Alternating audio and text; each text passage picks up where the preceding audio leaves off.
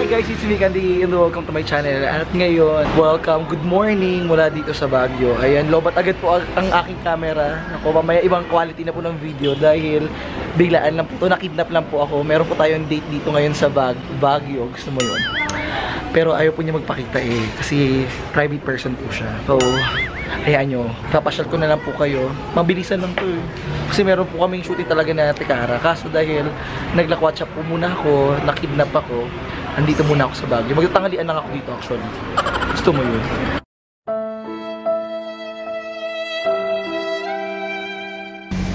And as expected nga, sabi ko sa inyo, malalobat agad, nalobat nga agad, ang bilis. So, sobrang init kasi ngayon talaga sa Manila, kaya tayo nito ngayon sa Baguio. Mag-lunch lang tayo dito. Palamig lang tayo. Sakto nga meron akong baong cardigan eh, ang swerte. Ayun tayo ngayon sa 50's Diner. Ayan. Mag-lunch, ang dugyot pa. Alam mo yun, hindi talaga sa planado. Kasi alam nyo naman, pag planado tayo, plakado. So wala pa tayong pag-aayos. Wala akong dala ibang gamit, eto lang. Ito na yung dala kong gamit. Yung camera ko pa, dala ko pero wala namang battery. Hindi ko na dala yung charger, wala akong dalang power bank. Sobrang mabilisan lang. Naaya lang po tayo ng ating ka-date na ayaw magpakilala, no namer. And sagot niya po yung ating biyahe dito. So alam niyo na, pag itong summer, madali na po tayong maaya. Mahirap nga lang minsan hanapin. Pero basta libre, go!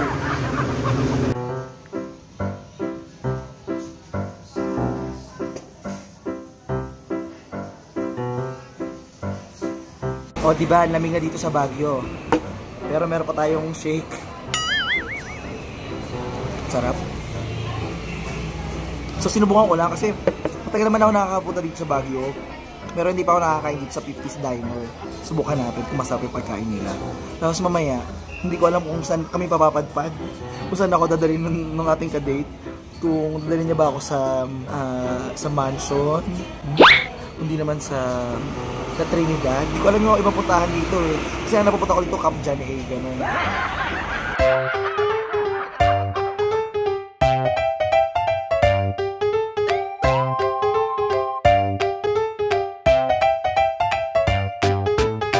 At ayan, nandito na yung aming pagkain. Ito, mixed seafood siya, pero hindi ko alam na parang prito at saka grilled pala siya.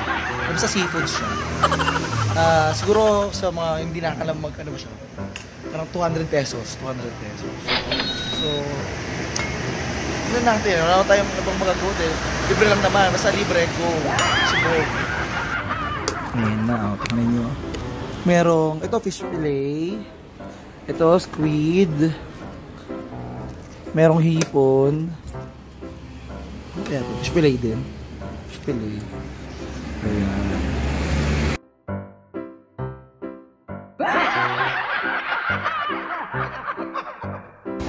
Ngayon ko lang na-realize, kaya pala 50's Diner kasi setup niya pang 50's. Kaya pala yung poster nila sa loob. Alam mo yung mga dati poster na mga pelikula ng 50's, mga ganun. Naloka lang ako kasi bigla na sumigaw yung mga tao sa loob, nag-brown out. So para po tayo nagmumukbang ngayon. Para kayo iniingit lang dito. Nakakatuwa lang kasi nung nag-brown out, yung mga tao napilit na mag-usap. Nawala yung entertainment nila eh. Gusto mo yun? Kung ako tinira sa hipon, natira tuloy ka mo yung breading ng fish fillet. Pero sa hipon wala. Pati yung shell niya, yung balot niya, inubos ko bes. Sarap eh. May gutom na yung peg. May tamad na talaga ako magtanggal kasi parang dapat na-enjoy ko siya, hindi ako nag-workout. Parang yung tamad, workout talaga yung pagtanggalan ng ano. Pero hindi talaga mahiling magtanggal. Unless na lang sobrang kapal. Pero kung kaya namang nguyain, ngayon na lang. Sayang. Ayan, thank you so much. Masog na masog po ako. Grabe. Gumurit ako. Oh my God. Yan yung ako, facial ako this week. Tanggal talaga konti sa harap nyo, diba? Gusto nyo yun. Pero ayan, thank you so much sa nalibre po sa atin. Sa nagdala sa atin dito. Kasi naman, alam mo yung I'm so underprepared. Hindi po talaga ako nakapag-prepare. Dahil mo yung outfit ko naman. Naka-norts lang po ako. Dahil ang akala ko naman, wala akong gagawin ngayong araw na to dahil off ko naman. Tinake out ko na kahit konti na lang. Sayang eh, magkano din to? Parang 150. Nagtanga nga ako kasi yung sa baso, parang puno pa. Yung transfer, parang nakalahati. Ayan, bali ngayon, ang gagawin naman namin, maglalakwatsa kami. Pupunta kami sa ilang spots dito. Tingnan natin kung anong mangyayari sa araw natin today. Maya-mayang gabi, uwi rin na kami papuntang Manila.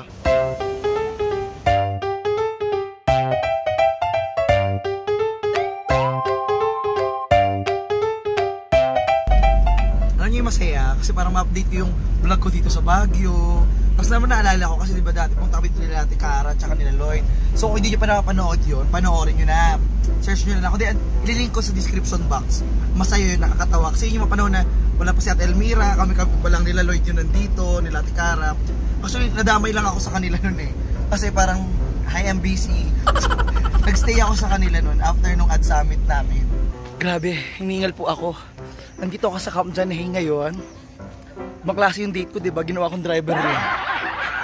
Iniwan ko po muna siya kasi napapagod na raw sa pagmamaneho. So, andito ako ngayon sa sementeryo. Sementeryo ng mga namatay na aso.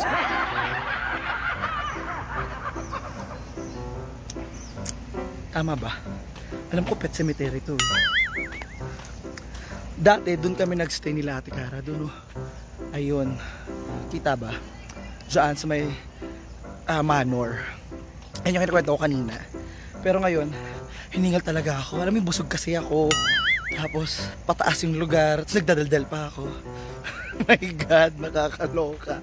Pero ito na naman ako sa selfie mode, solo mode. Ako lang po mag-isa kasi wala akong kasama eh. Tapos, ayan. Pero alam mo somehow, minsan nakakamiss yung mga gitong vlog. Yung ako lang mag-isa. May akong gwapo. Ako lang mag-isa. At nakita kita sa tagpuan ni Bathala. Ako lang mag-isa. May nakita akong gwapo. Kaso merong kasama. Well, ayun nga, nami-miss ko yung mag-vlog ng ganito. Ako lang yung mag-isa, naglalakwatsa ako. Tapos sobrang intimate lang sa inyo. Kasi somehow bilang vlogger, may miss mo yung yung mga content na intimate ka sa audience mo. And I'm so thankful sa inyong lahat. Siyempre, ilan na tayo ngayon. Alam mo, sabi nga nung iba, parang di ba ako nalulungkot na ano yung status ng channel ko compared sa mga kaibigan ko. Hindi po ako nalulungkot, masaya po ako. Kasi growth is growth. Ano ka ba? Yung maliit man o malaki, at least may pinagbago. At saka, sabi nga na okay lang yan. Growth is growth, kilos lang ng kilos, galaw lang ng galaw. Kasi eventually, yung maliliit na steps mo, it will bring you further. Nakarating ako dito sa Baguio eh. At hindi planado. Hindi, promise. Walang halong etos, walang halong kaplastikan or what. Masarap na yung feeling sa akin na na-achieve ko yung mga bagay na hindi ko naman inaasahan ma-achieve. Kasi sino ba naman si Francis Candia, diba? Sino ba naman yun? Purihin nyo naman ako, purihin nyo ako. Hindi, charot lang.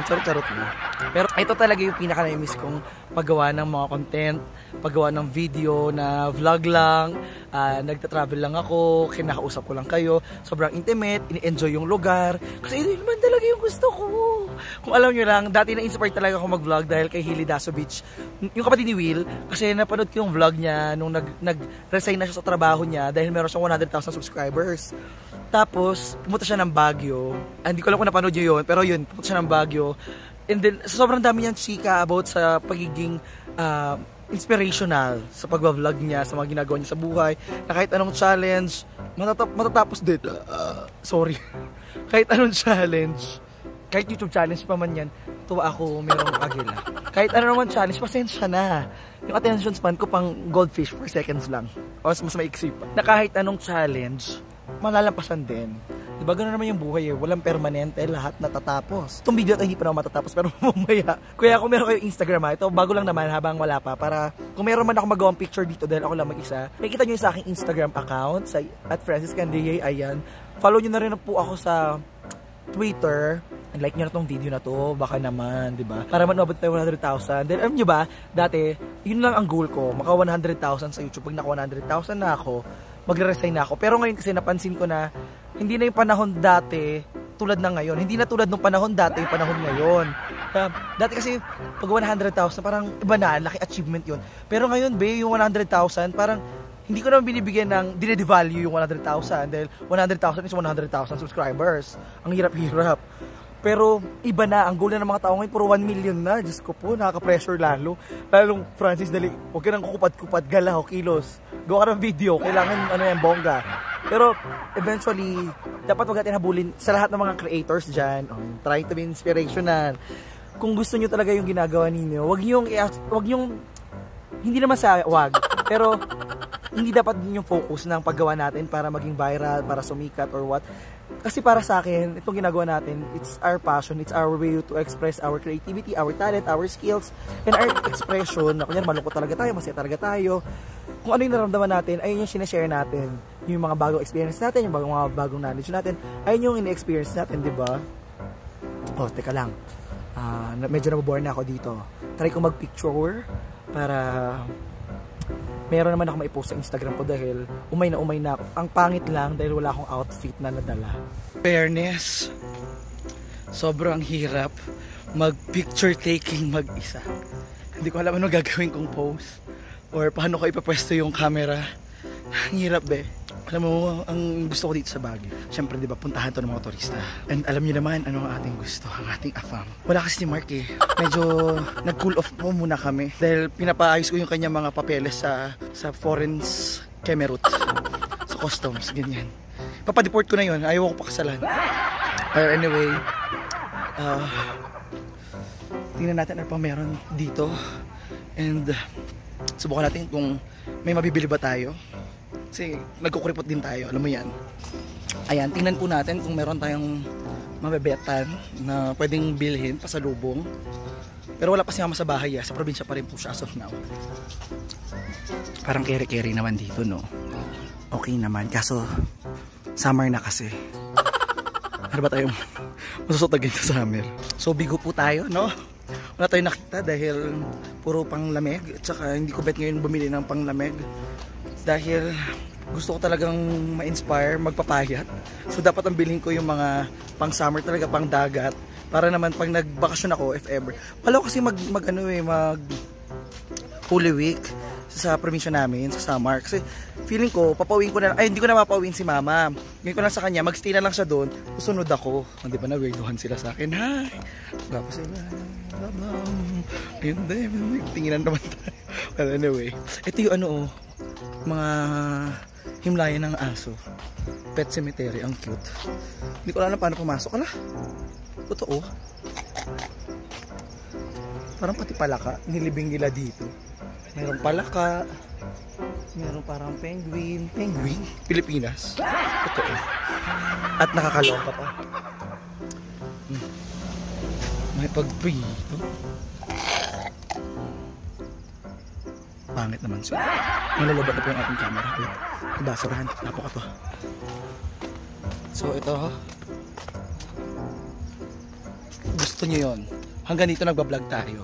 Baka mapipbipan na naman tayo. Fairness, may mga lalaki doon. Hindi ko alam kung guwapo. So kayo pa ako nagpaikot-ikot. Hindi ko alam. Ito na pala yung daan. Sa tabi lang ng kotse. So ito, tingnan natin yung mga nakasulat ha. I wanna die, born on a blue day, and starve that way. Parang yung big word. Pa-comment down kung naintindihan nyo siya. Hetero naman po ako hinihinga. Parang ito, hingal challenge, bongga. Tapos meron po dito, ito, sabi sa inyo, seal naman siya. Lettuce, water, way for. Kayo na lang po magbasa.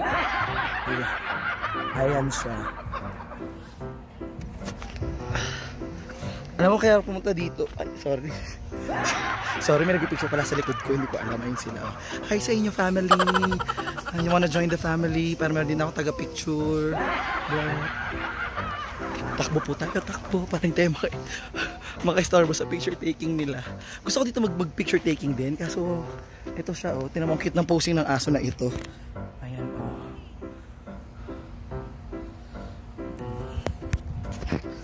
Gusto ko mag-picture taking din dito. Kaso, wala kang magpipicture sa akin. Hinihinga lang ako. Ay. At ayan po, di ba? After ko sila ma-istorbo kanina, maraming salamat po. Sorry. Opo. Hi po. Thank you so much po sa pag ano ng pagkuha ng picture sa akin. Okay. Ayan po, bye-bye po. Maraming salamat po. Ay, sige po, salamat po. Ay, Diyos ko, haggard tayo dito. So, ito isang pang malakasang shoutout sa kanila. Ayan, welcome to the family. Charot. Hi. Hi naman sa inyo mga bagets. Hi. Ano pangalan mo? Ikaw, baby girl. Dada po. Hi po. And mommy and daddy nila. Lola. Hi po. Riyada ka Ayan, subscribe na rin kayo sa channel nila. Meron rin pala silang channel. So, sige po. Bye-bye po. Marami pong salamat. May libreng sound trip po tayo dito. Oh. So, ito. Meron pong another hayop na naman dito nakalibing. May libreng sound trip tayo mula sa mga kalalakihan sa baba. Wala sa kanilang babae. Parang mag-apply ako. Gusto ko mag-apply. Actually, gusto ko mag-picture sa kanila. Pero nahihiya na ako. Anyways, thank you so much po ha. Ang pangalan nila. Nakalimutan ko. Okay, thank you so much. Hinihingal na talaga ako.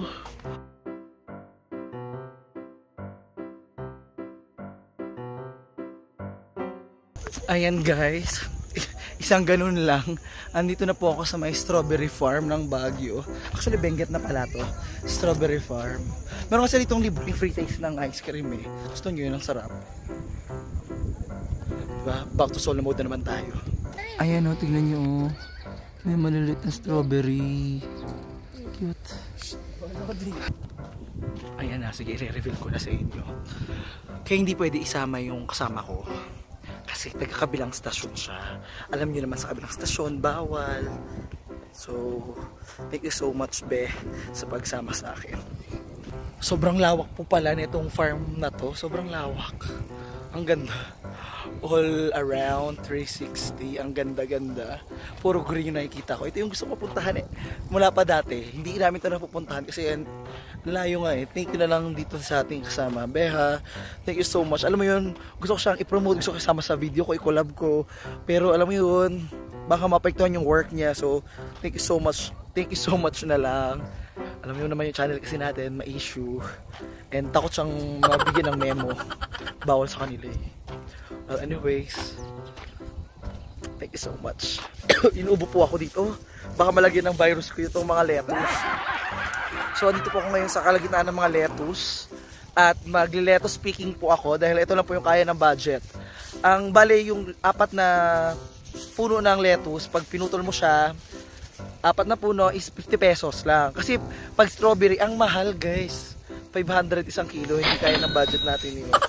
Wala. Maghihirap agad tayo. So, para ba yan, ang hirap mag-vlog ng ganito. Wait lang ha, subukan natin. Mga be, ang gagawin naman natin, kukuha na tayo ng lettuce. So, sabi ko nga, 50 pesos 4. Ito yung gusto ko, nag-harvest. So, ang kunin natin, dapat wala daw kulay brown. May brown siya. Pag may brown, ang galing natin yung mga may brown, kasi maghawa-hawa sila. You know naman, sa mga friendship, pag mayroong bulok, damay-damay na yan. So, eto na. Tapos na tayo mag-shopping ng ating lettuce. Ito na yung kaya nating ibilhin dahil 50 pesos lang. Ang mahal kasi ng strawberry, hindi natin kaya. Pero, oh my God, na-enjoy ko to. Ito yung bago sa experience ko ngayon sa Baguio. Parang tuwing pupunta ako dito may bagong experience.